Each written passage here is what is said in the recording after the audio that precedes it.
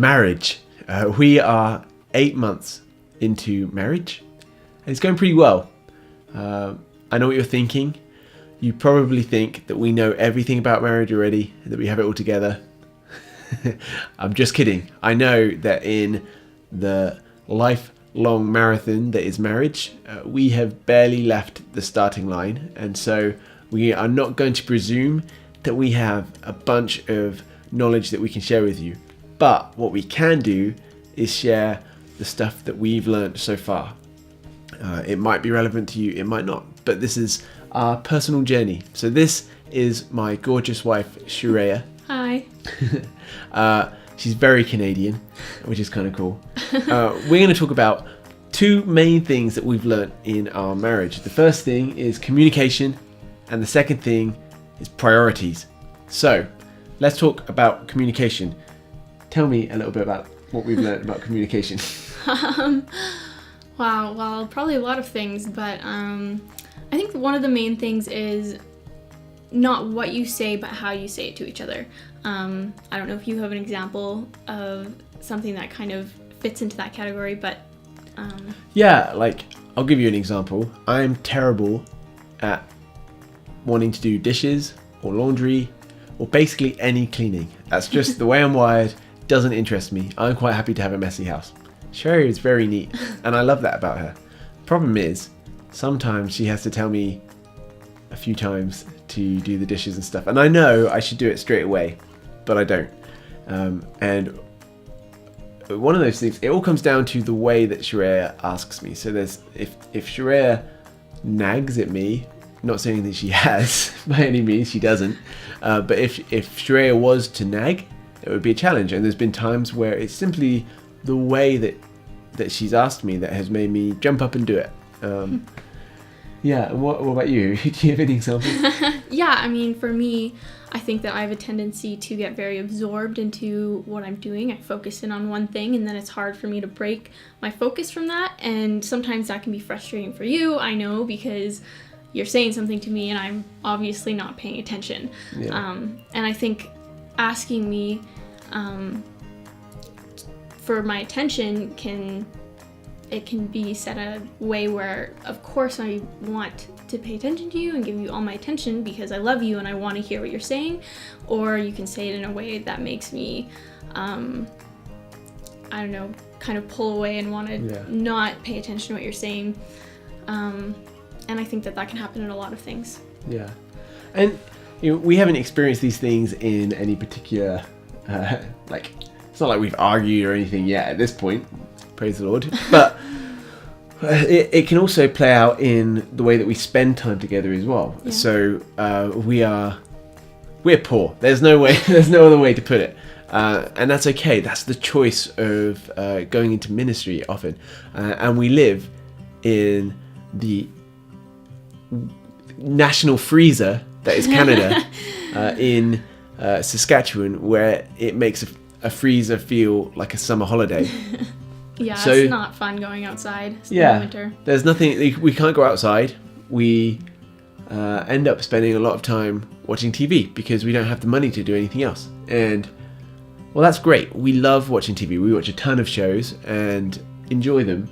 And it's great spending time together. But it's not quality time. So we get to spend a lot of quantity time together when we're doing that, but we don't really get to spend that quality time. So we have to be really intentional, and we're discovering this more and more as we venture into this married life, that we have to find ways to be intentional with quality time where we are really communicating well and not just being in the same room as one another. One more thing that has been really quite impactful for our married life is this one question that we've been asking each other. So, Sharaya, what is that question? Well, we often ask each other before we go to bed. It could be any time of the day, really, but usually we ask before we go to bed, what is one thing I can do to make you feel loved tomorrow? And I think it's just a really good way to have something very specific to do for each other, to serve each other, and make each other feel loved. So we've both read the 5 Love Languages book, and we recognize that we have different love languages, different ways to show love to one another, but we I don't know, we kind of stumbled upon this. I don't know if we read it anywhere, but we started asking each other this question. So then that way there was this guaranteed one thing in the day that just demonstrated love. So it might be something really trivial. So for me, being a classic Brit, it's awesome when Sharaya makes me a cup of tea and brings it to me. And she makes it properly, like the British way, with milk. And, you know, it's not too dark and it's not too light and it's just right. You know, you get the idea. It's important. These things are important. It's tea. Yeah. And for Sharaya, what Yeah. kind of things have you asked?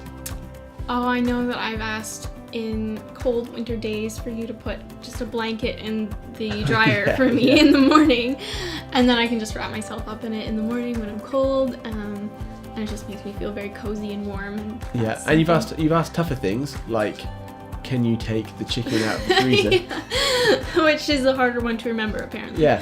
So, or can you vacuum the floor?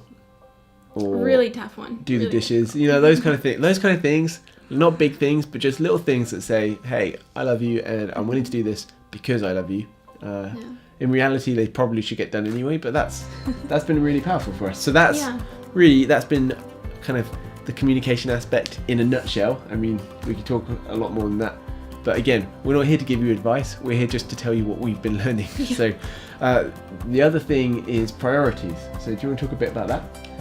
Yeah, one of the things that would fall under priorities would be figuring out what things are needs and what things are just wants that we have to go out and buy. So, for example, obviously a Tim Hortons coffee or going out to the movies, they're really just wants. And so when you have to balance that with paying bills and buying groceries, you have to figure out quickly what your priority is and things that you just want and things that you really need. Yeah. I love that Sharaya brings up the Tim Hortons coffee straight away. If you don't know, Tim Hortons is like quintessentially Canadian. So for my Canadian wife to bring that up first is kind of hilarious. But yeah, you're right. I mean, priorities in our spending, that for me was a real challenge when we got married, because I'm so used to just spending any spare money I have, whether there's a lot or not, usually not. I'm used to being able to make those decisions quickly and not having to think about anyone else, and so that's been an adjustment. But sorry, were you going to say something? I mean, and me, I would just say that I'm probably on the other side of the spectrum, where I just hold on to my money so tightly, and that's hard for me to buy even things that we do need that I feel like we should be holding on to our money for. But those priorities aren't just in spending. Spending is an obvious one, but it's also in making sure that we put one another first. So prioritizing our time together over, I mean, I work in a church. Church can be very busy in the evenings. It's the way it goes. We focus on people and loving people, and that involves spending time with people outside of work.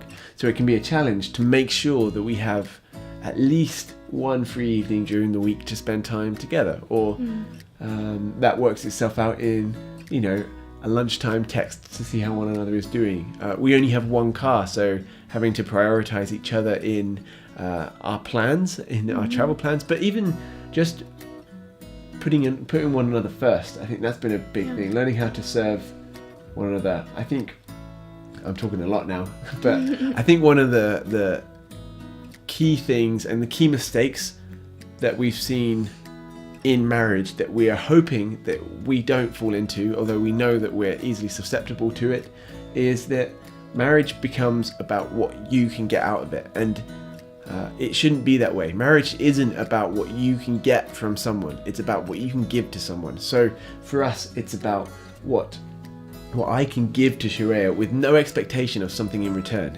And then hopefully, if everything works out well, Sharaya does the same in return, and we then end up showing each other love nicely. It works out well. So It's kind of a two-way street instead of a one-way. yeah, so it's a challenge, like changing that mindset, and it's so easy to get into a selfish mindset of I want this. So if Sharaya does this, then I'm going to do this, or vice versa, right? But the challenge is to go, you know what?